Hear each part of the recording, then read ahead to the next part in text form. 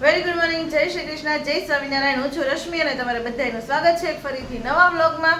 તો વાગી ગયા છે 10:30. કામ તો આપણે જે ચાલુ હોય એ જ રૂટીન ચાલુ તો હોય જ, સવારનું કામ તો આપણે કરવું જ પડે. ને અહીંયા અમારે વેફર ખાતા ખાતા એક ભાઈ હોમવર્ક કરે છે, માથું કંઈ ઓળ્યું નથી, અને બીજા ભાઈ અહીંયા સોફે બેઠા બેઠા હોમવર્ક કરે છે. એ માથું વળીને મસ્ત રેડી થઈ ગયા છે. શું કેવું? વેફર ખાવી છીએ અમે. નીલ, તારે કંઈ કેવું છે? આજે સેટરડે છે તો તારે એક્ઝામ હશે ને? ટેસ્ટ શેની છે? ગણિત.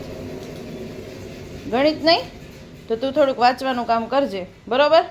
અને મારો એવો વિચાર છે કે થોડીક કેક પડી છે એ અમે ખાઈએ, કેમ કે અમને બધાને બહુ ભાવે છે. બીજા કોઈ એમ થાય ખાવાના નથી, તો થોડીક પડી છે તો અમે ખાઈ લઈએ.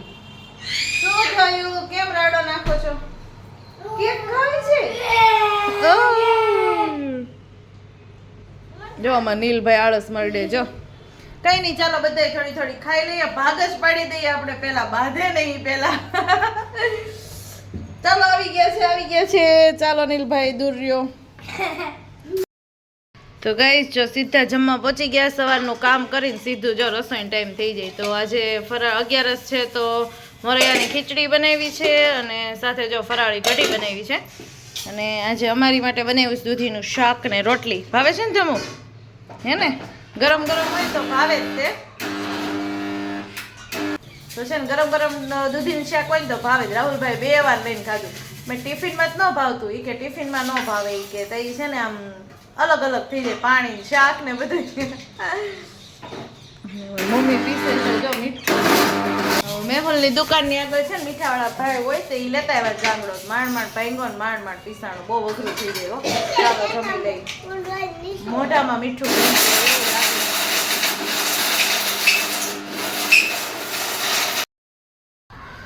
તો ફ્રેન્ડ, જો આટલી બધી વસ્તુ આપણી ઘરે આવી ગઈ છે. એમાં સૌથી પહેલાં છે વટાણા, કેળા. આમાં શું લાવ્યા છે મમ્મી? મેથી, ભજીયા કરવા, મરચાં. ને આમાં છે દ્રાક્ષ અને સ્ટ્રોબેરી. આ કાળા જબલામાંથી કાઢી લેવું પડશે. બ્લેક જબલામાં આપે, પણ અમે છે ને કોઈ વસ્તુ બ્લેક જબલામાં રાખવી નહીં જલ્દીથી, કેમ કે પછી કાળા કલરમાં શું રાખવું? કાળો કલરમાં કેમિકલ તો એટલો હોય જ તે, એટલે બહાર કાઢી સાફ પાણીએ ધોઈ નાખવીને એવું બધું કરવી હવે. અને વટાણા તો છે ને કેવું કરવું છે કે વટાણાને ફોલીને એક ડબ્બો હોય ને પ્લાસ્ટિકનો, એમાં અથવા કોથળીમાં ભરીને ઉપર ફ્રીઝરમાં મૂકી દેવા છે. પછી પુલાવ ભાત કે ગમે એ કંઈક વઘારેલ ભાત કે એવું કરવું ને એમાં તમે વટાણા નાખી દો. અડધી કલાક અગાઉ કાઢી લેવાના પાણીમાં બોળીને. બહુ મસ્ત વટાણા થાય, એકદમ સરસ. તમને થોડોક અવાજ આવતો હશે કેમ કે બહારથી અવાજ આવે છે. મમ્મી 2 બાળકોને લઈને નીચે જાય છે રમવા, એટલે અવાજ આવતો હશે. તો જો આજે એ કામ છે વટાણા ફોલવાનું. જો કે શાકભાજી ફોલવાનું ને એવું બધું કામ તો મમ્મી કરે છે, મારે કંઈ કરવાનું થાય નહીં. હું રસોઈ કરું ને ત્યારે એ બધું ફોલી નાખે, એવું બધું હોય. તો સરસ વટાણા છે તો આપણે છે ને એવી રીતે સ્ટોરેજ કરી લેશું, બહુ સારું પડે. પછી જો ચોમાસામાં મળે ન મળે ને તો બહુ એમ વધારે ન રાખવી, બસ ખાલી ચોમાસા પૂરતા. 2-3 મહિનામાં તો ખાઈ જ જાય, પણ મજા આવે એમ. મુઠ્ઠી આમ કરીને પલાળી દીધા હોય ને, કોઈક દિવસ ભાજીમાં ન મળ્યા હોય તો એમાંથી લેવા થાય, એવું છે. તો ચાલો હવે કપડાને એવું બધું સકેલાઈ ગયું, ઇસ્ત્રી કરવાની રહી છે. તો ચાલો ઇસ્ત્રી કરી નાખીએ. અમારા નીલભાઈની બેગ જો હજી અહીંયા પડી છે.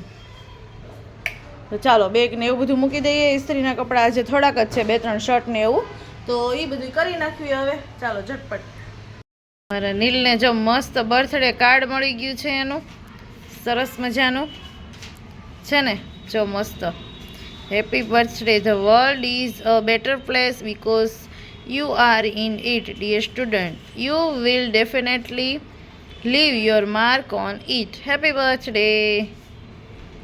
સરસ કાર્ડ છે ને, પણ તું એમાંથી ફાડ ને એટલે આગળ નીકળી જાય. ઘણા લખેલા પેજ હોય ને એમાંથી ફાડી લેવા. આપણે ઓલા ખાનામાં કેટલા પેજ છે. જા. તો ગાઈસ એવું છે, નીલને સરસ મજાનું બર્થડેનું કાર્ડ મળી ગયું. હું બેસી ગઈ છું ઇસ્ત્રી કરવા. ઇસ્ત્રીનું કામકાજ પતાવીને આપણે બેડશીટ ને એવું બધું કમ્પ્લીટ કરવાનું છે. તો એવું બધું કામ તો રનિંગ રહેવાનું જ છે. ચાલો ત્યારે ઝટપટ કરતા જઈએ ફટાફટ. કાલ લીધી હતી ને એ બોલવાળી હતી, તો આજે મેં રાહુલભાઈને કીધું મેં તમે છે ને આ લઈ આવો. આ મેં કીધું છે ને કડીવાળી હોય ને તો એને જો બહુ સારું પડે. કડીવાળી એકદમ જ ફિટ થઈ જાય, લોક થઈ જાય. તો એ અલગ જ કંઈક લોક લાગે. સ્ટીકર તો ઉખેડો. તો થયું ચાર્જિંગ? નન વાહ બહુ મસ્ત છે કે સેટિંગ કરવું જોશે ને પાછળ કરો તો કેવું છે ચુંબક હશે ને આ સ્ટીકર તો કાઢો. અને મૂકી દેવાનું. ચાર્જર નો તૂટે પછી મન નહીં કહેતો. ચાર્જર પછી આ ઈ નહીં મળે હો બીજું મૂક્યા નહીં ચાર્જર કરતો ચાર્જિંગ નો. પાપા આયા.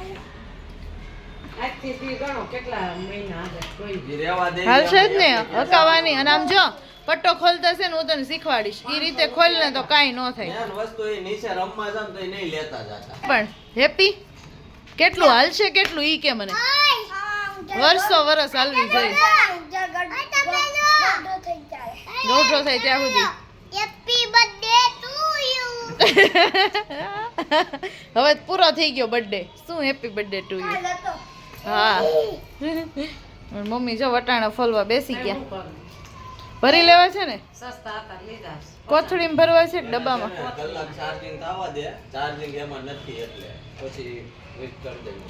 મસ્ત વટાણા મેં તમને કીધું ને એમ જો ભરીને મૂકી દઈ ને તો પછી બહુ કામમાં આવે ચાલો મેં ચુંદડી ઓઢી લીધી છે ને મારે કરવાના છે દીવાબત્તી સરસ મજાના દીવાબત્તી હું કરી લઉં ફટાફટ ને બીજી બાજુ મેં રીંગણું શેકાવા માટે મૂકી દીધું છે. જો તમને છે ને અવાજ આજુબાજુમાં એવા કરશે ઓ આજે અમારા ઘરે કેમ કે છોકરા હોય એટલે થોડો ઘણો તો અવાજ આવે જ તે હા એ વરાળું ને ગોટા નીકળ્યા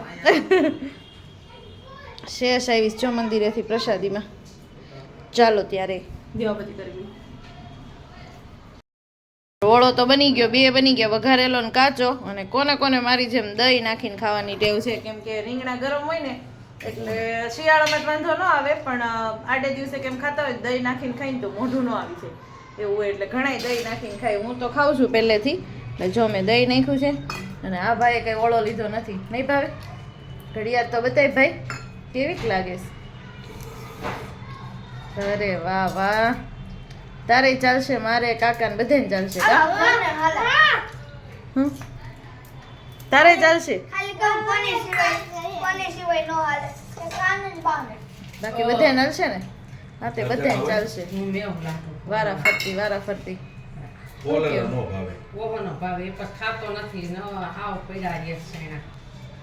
કાંઈ નહીં ચાલો હવે છે ને જમી લઈ પેલા ફટાફટ એક ભાઈ તો જો ઊભા થવા તૈયારી કેમ ભાઈ છાશ પી ગયા નકરી પછી આપણે ફ્રેશ થઈ પછી આપણે હું તમને ફેશન દેખાડું છું કે ઘડિયાળ